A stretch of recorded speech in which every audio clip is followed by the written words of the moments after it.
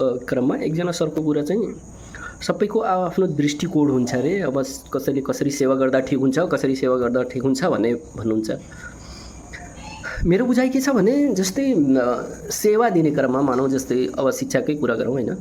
शिक्षामा तपाईँको अब एउटा विद्यालयले 90% विद्यार्थीहरू चाहिँ फर्स्ट डिभिजन पास हुन्छन् भनौँ हैन, पासको कुरा गरौँ, पास हुन्छन्। अनि तपाईँको त्यहीँको अर्को विद्यालयमा 90% विद्यार्थीहरू फेल हुन्छन् भने त्यहाँ अब त्यो फरक दृष्टिकोण हेराइ के त्यो बच्चा त फेलै भएको छ नि, त्यसमा अब दृष्टिकोणको कुरै आएन हैन। मेरो दृष्टिकोणले हैन यहाँ बच्चाहरूलाई साइन्स नपढाउँ, सबैलाई म्याथ मात्रै पढाऊँ, त्यहाँ त दृष्टिकोणले काम गर्दैन। तपाईँको सेवा दिने क्रममा तपाईँको हैन ग्राउन्डमा त सेवा पाउन पऱ्यो नि, जनताले सेवा पाउन पऱ्यो, जनताले सुविधा पाउन पऱ्यो सरकारबाट। अनि त्यो सरकारको सुविधा चाहिँ उपभोग गर्न पाउन पऱ्यो के खास। त्यसमा दृष्टिकोणको जसको भए पनि त्यो मेन भिजन चाहिँ, मेन मोटिभ चाहिँ त्यो त सर्भिस चाहिँ डेलिभर हुन पऱ्यो र क्वालिटी सर्भिस चाहिँ जनतामा अथवा पब्लिकमा पुग्न पऱ्यो। जनताले सजिलै सेवा पाउन पऱ्यो, जनताले सरकारबाटै एकदम राम्रो शिक्षा पाउन पऱ्यो जुन चाहिँ अरू बोर्डिङले दियो सरह नै हुन पऱ्यो।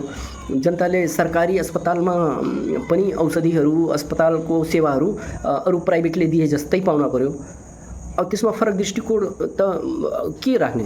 अनि त्यसपछि तपाईँको अब जस्तै अरू जस्तै निगरानी गर्ने कुराहरूमा, अनुगमन गर्ने कुराहरूमा त त्यो सरकारले अनुगमन गरिदिन पऱ्यो कि जनता के खाइरहेछन्, के उपभोग गरिरहेछन्, त्यसमा क्वालिटी के छ, त्यो त रेगुलर हुने कुरा हो नि, त्यो त रेगुलर भइराख्न पऱ्यो र त्यसमा के क्वालिटी छ त्यो त रेगुलर हेर्ने कुरा हो। त्यसमा हैन यो त 2 वर्षमा गर्दा ठिक, 1 वर्षमा गर्दा ठिक, एउटा पोइन्ट अफ टाइममा यो बेलामा गर्दा ठिक, त्यो त यसरी हेर्ने कुरै हैन। त्यो त जनताले हरेक टाइममा जहिले पनि जति मात्रामा उपभोग गरिरहे पनि त्यसमा क्वालिटी त सरकारले नै सेक्योर गर्न पऱ्यो नि। सरकारकै निगरानीमा हरेक कुरा कतिको गुणस्तरीय छ, कतिको हेल्दी छ, कतिको स्वास्थ्यलाई फाइदा गर्छ, त्यो त सरकारको जिम्मेवारी हो नि। त्यसमा त जनताले क्वालिटी पाउन पऱ्यो, सरकारको जुनसुकै पोइन्ट अफ भ्यू होस्, तर मेन चाहिँ त्यो जनताले युज गर्दा त्यो क्वालिटीवाला हुन पऱ्यो। तपाईँ हैन कहिले पनि अनुगमन नगरिकन जनता क्वालिटीवाला चिज खान पाउँछन् भने त कहिले नगर्दा पनि भयो,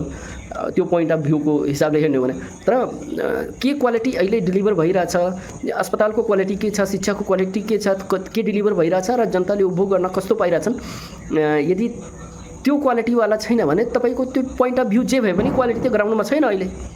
त्यही भएर त्यो पोइन्ट अफ भ्यू मात्रै फरक हो भनेर ग्राउन्ड हेर्ने हो भने ग्राउन्डमा गभर्मेन्टले दिएको सेवा र प्राइभेटले दिएको सेवामा त जमिन आसमानको फरक छ।